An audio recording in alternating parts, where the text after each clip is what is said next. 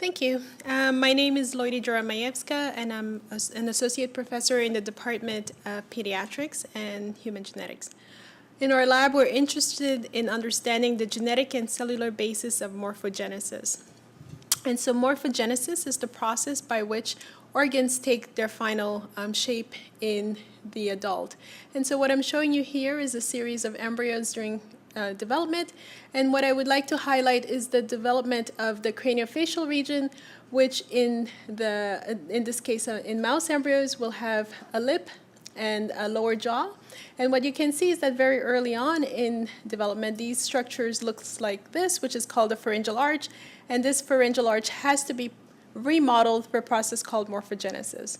And what's of interest to me is that at this stage of development, most embryos look the same. So if you were to look at a chick embryo, a mouse embryo, or even a human embryo, you would see a similar structure. So why study congenital malformations? Well, congenital malformations can be identified in about 2 to 3% of live births worldwide. And these defects can be both single or multiple, meaning that multiple organs can be affected.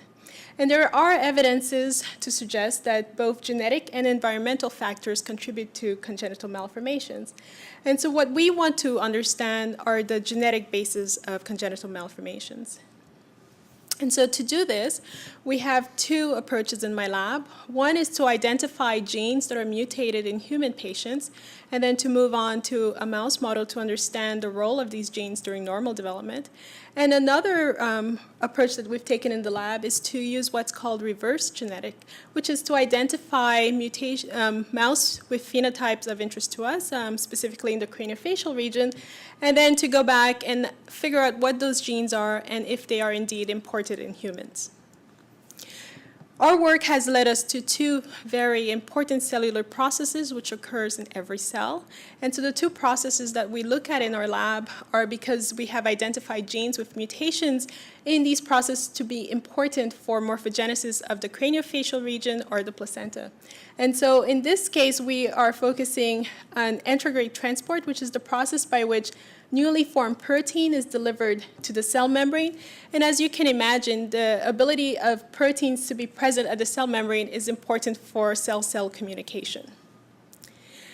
The second cellular process that we've been looking at is a process called splicing. And splicing is how we generate the large number of proteins that are found in human. And so with similar number of genes in mice and human, we know that the human patients will make more protein. And the way that they do this is by the removal or inclusion of exonic regions. And so we have identified mutations in patients that gives craniofacial malformations.